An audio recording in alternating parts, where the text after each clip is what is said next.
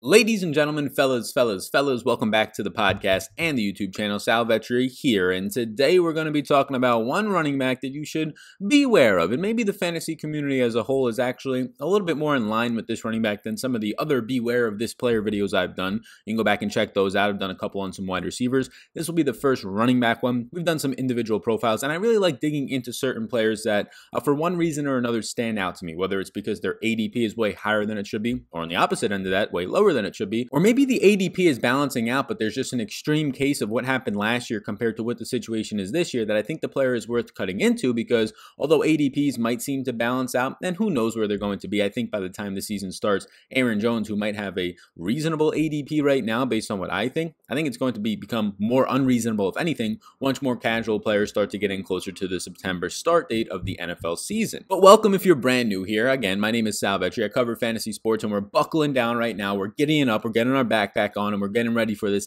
mountain of a hike for the fantasy football 2020 season. I cannot wait. If you are new here, please do, at any point in this video, or if you've seen a previous video of mine and you have not yet, hit the like button on this one exactly, and then the big subscribe button just popped up on the screen, bottom right-hand corner, totally free for you to support me in that way. And if you're interested, right now I do have my 2020 Supreme Draft Guide is out. Thanks to Monkey Knife Fight, they're cutting the price by nearly 70%. It is linked in the description below. There's a huge descriptor on it. You can check it out. There's a load of material, about 3 to 4 months of content that I've been producing, getting some other people to help me with as well, as all in that Supreme Draft Guide for the measly price for yourself of just $10. You can check it all out down below. The Draft Guide is something that I'm very proud of, something that I've worked hard on, and I'm excited for you to see it. You're going to win your league. Get the Draft Guide. It's going to help you and assist you in doing so, beating your league mates, taking out the trash, getting the bragging rights, texting them up, hitting them up, showing you pictures of your trophy. That's all you got to do. Draft Guide, Supreme Draft Guide, down below for the 2020 season. It's out now. So what I want to do today in this video is discuss Aaron Jones, and he's somebody to beware of, and it's all going to end up depending on ADPs, your average draft position, and of course that just means if this player is a value or not. If Aaron Jones starts to slide in drafts, well then obviously yes, a lot of the beware of him starts to wear off, because where you start to take players around him, and they're just not that much as secure as potentially what Aaron Jones might offer. But when he's starting to go closer to a top 10 running back, and where I think he belongs is the top 15 to top 18 range, it starts to get a little bit sketchy when you're starting to rank Aaron Jones based on really last season, and really the last 2 to 3 seasons, but primarily last season, when so much has changed this year, and not even based on the change of this year, just natural regression in one huge month of the season that is going to be an outlier that will not be repeatable no matter what this year, in my opinion. Now stay tuned to get into all of that. We're going to just start breaking it down right now, talking about Aaron Jones, and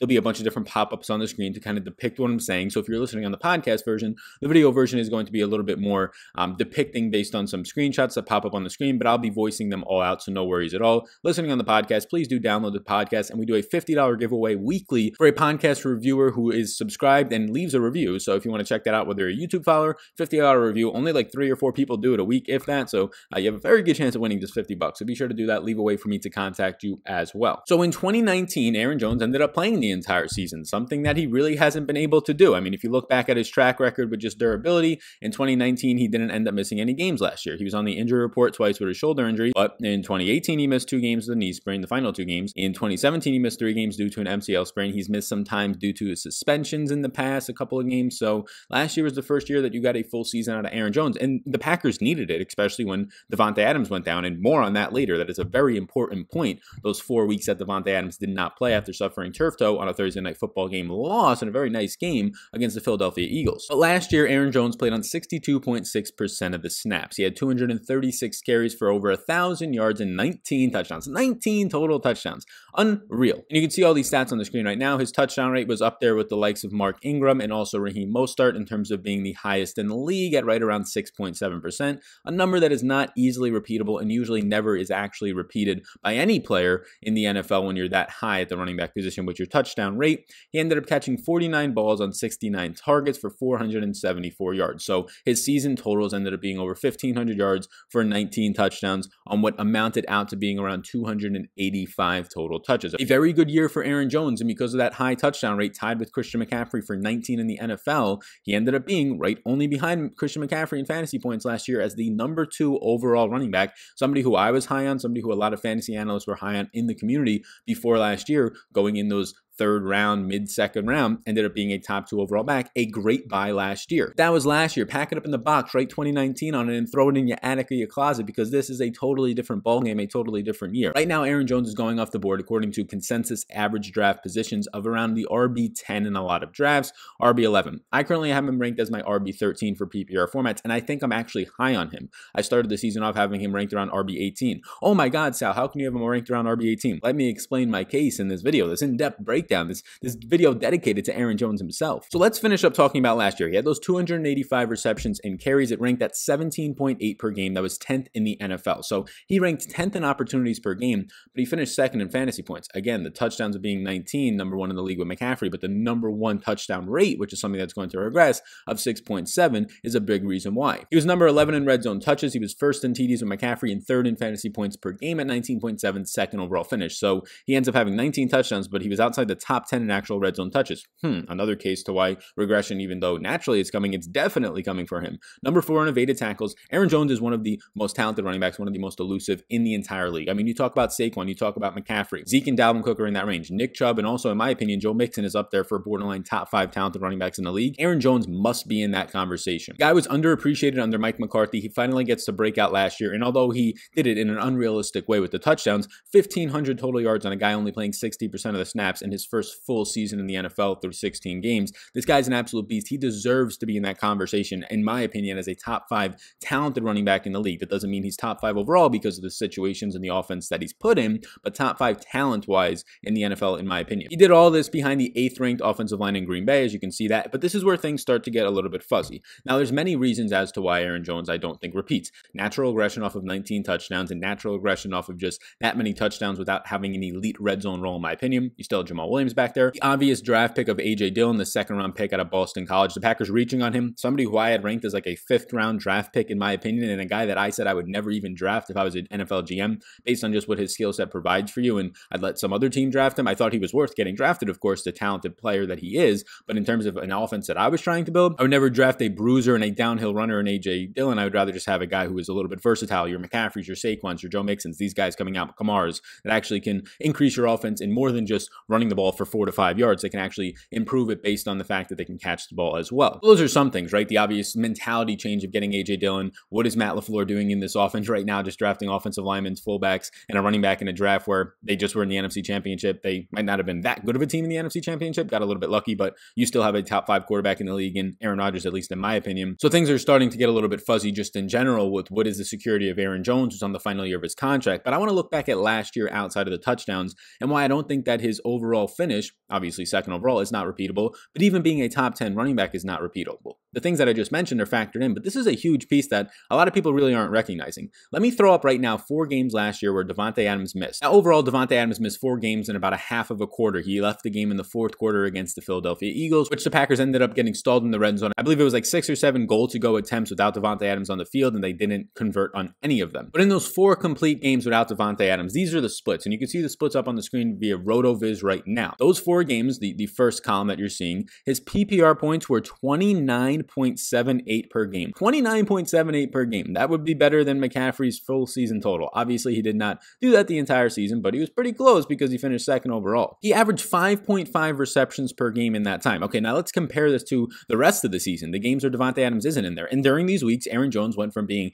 just a backfield player in terms of a running back to being split out wide. He was used in very creative ways because, let's be honest, MVS wasn't getting it done, just being a deep threat who was dropping a lot of balls. Geronimo Allison, who was awful in the slot when it came to drops and just getting any sort of separation. Jake Kummerow, who's been so bad outside of the preseason for so long in the NFL. These were the options that Aaron Rodgers was throwing to. Allen Lazard during this time was just starting to get opportunities. It wasn't the Allen Lazard that we know him as today, who even then is not a fantastic and an insane player, but somebody who was at least manageable and usable. At that point of the season, he was just starting to actually come on, and really that's, I think, was the first week he actually got to play was against the Eagles during that time when he filled in for Davante Adams. So you have Aaron Jones seeing his catches increase by over 3 per game, over 3 receptions per game. There's 3 fantasy points for you right there in your PPR formats. His overall receiving touchdowns went from 0 receiving touchdowns in those 12 other games with Davante Adams on on the field to 0.75 per game in those 4 games with Davante Adams off the field. Okay, well, let's continue to look at some of these numbers. His targets went from 3.5 to 6.75, so they increased as well. 6.75 for a running back in terms of your targets, and his overall receiving yards went from 16.7 to 70. Let me tell you that again.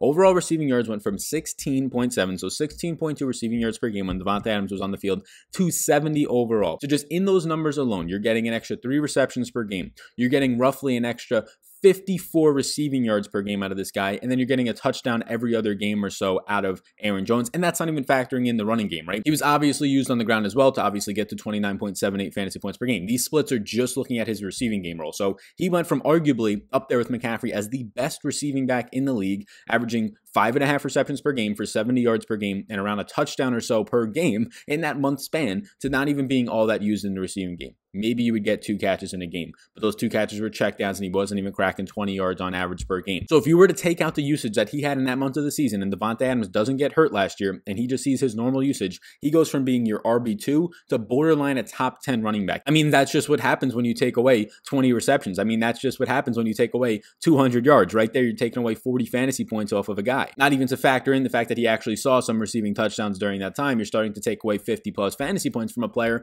And yeah, when you're taking away 50 plus fantasy points, instead of being number 2 at that spot, you're going to drop down to closer to, instead of being in the top 5, closer to just being in the top 10 at that point. So these are really important numbers. And just to prove the point even more on how much the Packers are using the running backs, which is good, use them in the receiving game. I don't know why they stopped this all of a sudden just because Davante Adams came back, but this is Jamal Adams splits during those exact same times. Now, Jamal Adams did miss a game, but you can see right here the splits with Davante Adams during that time. You have Jamal Adams in 3 games without Davante Adams. He went from averaging 8 fantasy points per game to 18.4. So Jamal Adams' fantasy points spiked by 10. He went from averaging 0.8 touchdowns per game, right, to averaging overall 1 touchdown per game. So he scored a touchdown every single game in the receiving department when Davante Adams wasn't in the game. He ended up catching over 1 more pass per game, and he ended up seeing 8 more receiving yards per game. So everybody was involved more, right? Because of the touchdowns, his fantasy points went from about 8.2 to 18.4 per game. But it just shows you that the running backs were more involved in general. Not only Aaron Jones, but the backup as well, who's playing 50+% of the snaps, and Jamal Williams when Davante Adams was out. Well, what happens if Davante Adams just is now? Like I said before, Aaron Jones goes from being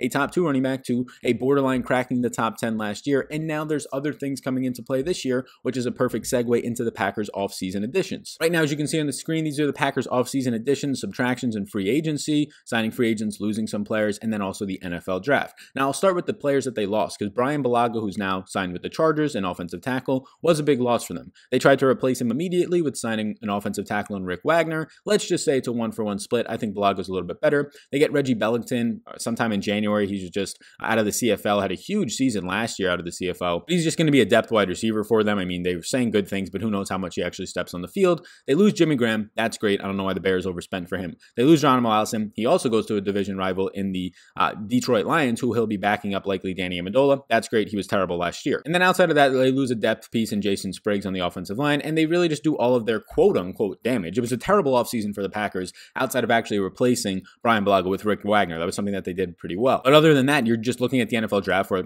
everybody knows how bad their NFL draft was, in my opinion, and a lot of people's opinions. A backup quarterback in the first round that you probably can't use for at least 3 years and likely 4+ years. A running back who was likely a 5th or 6th round pick in A.J. Dillon, who has no pass catching abilities, and we'll touch on that a little bit later. A tight end in Joshua DeGora, who they're going to use as a fullback. The Kyle Juszczyk role is quoted by Matt LaFleur, which I guess is better for Aaron Jones, having that type of a dedicated player to lead the way for you, but just odd for the offense in general. And then instead of taking a wide receiver where like 40 wide receivers were taken in this draft, they go 3 offensive linemen in a row with their 3 6th-round picks. They lose their 4th-round pick because that was part of the trade to trade up for Jordan Love and take him in the 1st round. But they take 3 offensive linemen, 2 interior offensive linemen, and an offensive tackle in the 6th round. So what was this draft? A backup quarterback, a running back, a fullback, and 3 offensive linemen. Build for that run game, baby, which is so backwards thinking if you're Matt LaFleur. It is so recency bias if you're Matt LaFleur and just looking for correlation and not causation. How did we lose to the 49ers? Oh my God, the 49ers, they ran right through us. That's what we have to do. They beat us twice so badly. No, your linebackers just have to tackle. Your defensive tackles just have to get better. Just having Kenny Clark on the defensive line isn't going to be enough. It's not the fact that they were just so superior of a rushing offense, and also Kyle Shanahan's a mastermind, and Matt LaFleur should not be thinking that he's that good of an offensive mastermind. I think he should think that, but we should not think that of him. But that is not the only reason why. The correlation there is not just the causation. Oh, and then he's starting to think, oh my God, the second that I left Tennessee, which maybe a slight on him, Derrick Henry starts to pop off a little bit. Now I have to go and get my Derrick Henry Henry and A.J. Dillon, who the comparison is at least somewhat fair, but the top-end speed is nowhere near the same as Derrick Henry's when you're looking at A.J. Dillon. So the NFL draft, like you can see, we'll close this pop-up up right now, but you can see that's where they did most of their damage. We talked about the durability of Aaron Jones. He's on the final year of his contract, right? So is Jamal Williams. So after this year, the Packers, and you're seeing running backs holding out, and next year's free agency market is loaded with players. I'll try and get the pop-up right now from, I think, NFL Sports Update. These are the free agency running backs next year. If you think you're going to be able to test the market and get top dollar, you probably should start thinking again, because how do you get top dollar? You get top dollar by showing your worth, but also there not being a lot of other options for you, right? Why is the iPhone able to sell so highly in terms of its price each year, $1,000, $800? Because there's not that many alternatives to the iPhone, or at least not as many good alternatives to the iPhone. And when you're going to be Aaron Jones amongst 15 other running backs, who at least as of this recording back, Joe Mixon is one of those names. Dalvin Cook is one of those names. We'll see if they get paid before. And a ton of other running backs are going to be out there. Even guys like Tariq Cohen are going to be out there, who's not a flashy name running back, but somebody who can get the job done for a fraction of the cost of what guys like Aaron Jones are probably going to ask for. Then yeah, there's a really good chance the Packers don't bring back Aaron Jones. There's a decent chance they bring back Jamal Williams if he's not asking for a lot of money, but that's why they go and draft A.J. Dillon. I think they could have drafted a Joshua Kelly and Anthony McFarland in the 4th round and had one, a better running back, and two, a cheaper running back based on the draft capital. So it makes no sense in my opinion right there, but that's what they ended up doing. And yeah, that means that Aaron Jones is in a contract year, which if you're drafting him for this year, not dynasty formats, this specific year, that's pretty good in my opinion. Like, you're getting Aaron Jones in a contract year. He should be motivated to say, I have to just beat out every other running back on the free agency market and show that I'm the best. So I do get that top dollar. That's nice motivation to have, but how much usage is he actually going to get? Is A.J. Dillon going to come in and snatch his red zone role? Aaron Jones, who was outside the top 10 in red zone work last year, but number 1 in touchdowns,